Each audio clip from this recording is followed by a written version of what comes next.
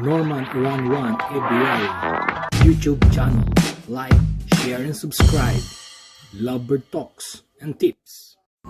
Shout out kay U2 Marvin Diego Tubias, Kuya Jones TV, Emmanuel Acosta, Frederick Cunes, at kay Fred Morga. Hello and welcome back my fellow Kashabab. Sabado po ngayon at tayo'y maglilinis po ng mga poop tray ng ating mga alagang ibon. Tuwing once a week po ito mga Kashababs. Lahat po ng poop tray ating pong lilinisin nang sa ganun po hindi po pamugaran ng mga langgam. At yung mga dumikit na ipot, kailangan po nating alisin mga Kashababs.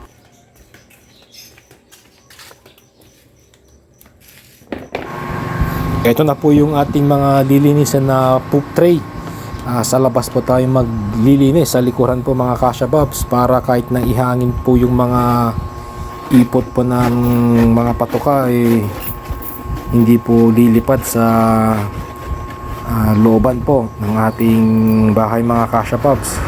Dito po tayo sa likod, gamit po natin ng itak para maitulak yung mga dumikit na mga ipot po mga Kashababs. Tuwing umaga po ito, 7 o'clock po, pagkatapos pong bigyan ng patuka yung mga alagang ibon, ito po ang susunod para maaga tayong matapos at hindi na natin abuti ng init ng araw na mataas na po mga Kashababs.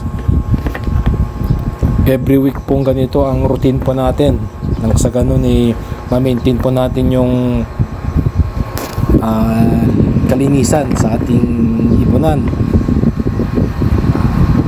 Ito po yung ating ginagawa mga Kashababs. Minsan naman pumupunta po yung mga balat ng patuka sa ibabaw ng nest box.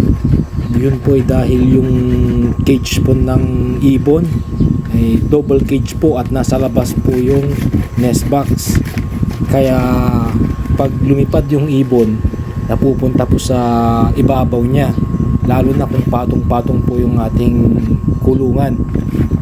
May nag-comments po kasi isa pong Kashababs natin na ang sabi niya, next na vlog mo yung sa nest box kung paano linisin, sabi po ng isang Kashababs po natin. So bali yun nga po mga Kashababs, kung yung cage po natin nasa loob po, na yung anong tawag po ito na cage, yung nakalabas po lang yung bubuksan, hindi po magkakaroon ng dumi sa ibabaw yung ating nest box. Yun nga lang po, nasa labas po kasi, kaya ganun po, para malaki po yung space sa loob.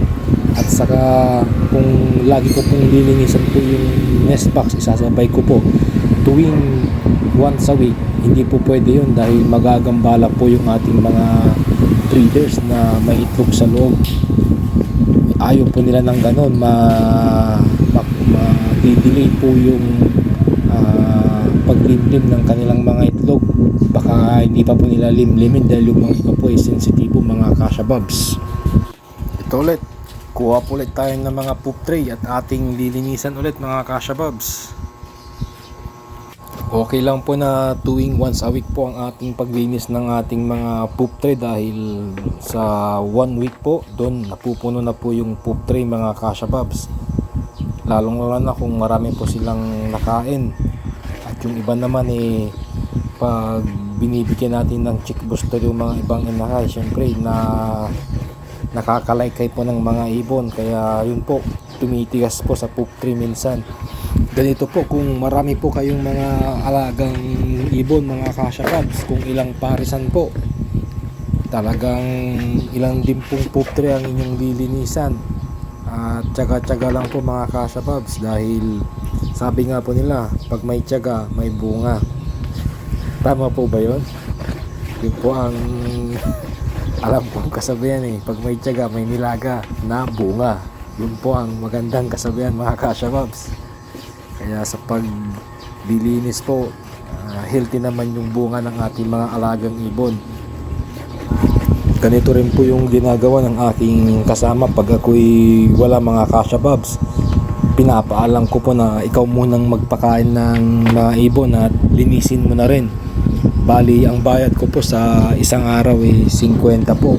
Minsan 3 araw po akong wala dahil yun po, umuwi po ako sa pamilya ko. Kaya yun, may kasama din po akong naglilinis minsan. At yun, tulong ko na rin po sa kanya yun. Dahil Friday, Sabado, sa Linggo, 3 beses po. So 150 rin po. Mura na po yun mga Kasha Bobs. Kasi hindi lang po basta ibon tayo nakapokus. Siyempre sa pamilya din po natin. Lalo't may pamilya po tayo mga Kasha Bobs. Yung ibon habi-habi lang din po yan. Kung nagbunga ng maganda at pwedeng pagkakitaan, doon na extra po tayo mga Kasha Bobs. Pagkatapos po natin linisin, alisin yung mga dumikit po na ipot at mga dumi. Lalagyan po natin ng tubig na may sabon mga Kasha Bobs nang ma-disinfect po yung poop tray ng ating mga alagang ibon po. Sabay walis na rin po para mawala po yung mga dumikit-dikit na mga ipot na medyo basa-basa pa po mga Kasha Bobs.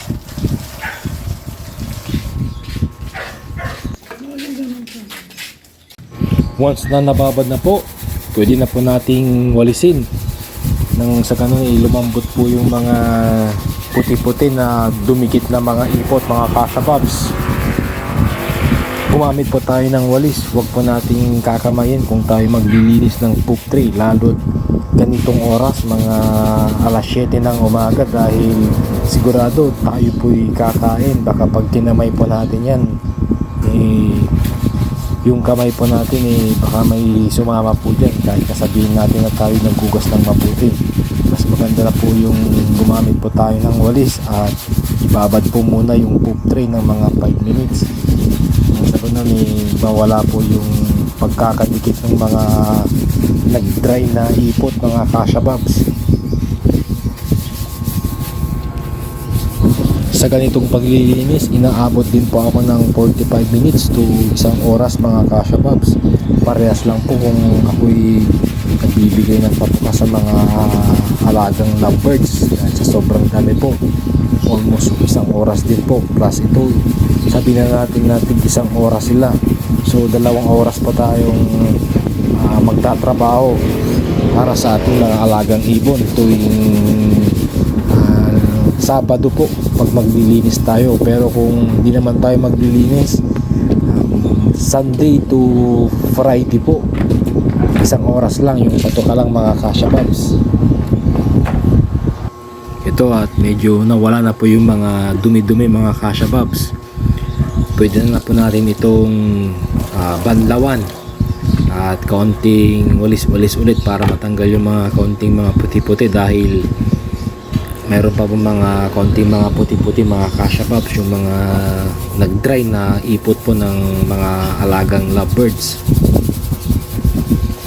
Ganito po yung ating gagawin sa lahat po ng mga poop tray, kaya kailangan po nating magsipag. After pong malinisan, ipapadrain po natin, ilalagay po lang sa gilid nang sa ganun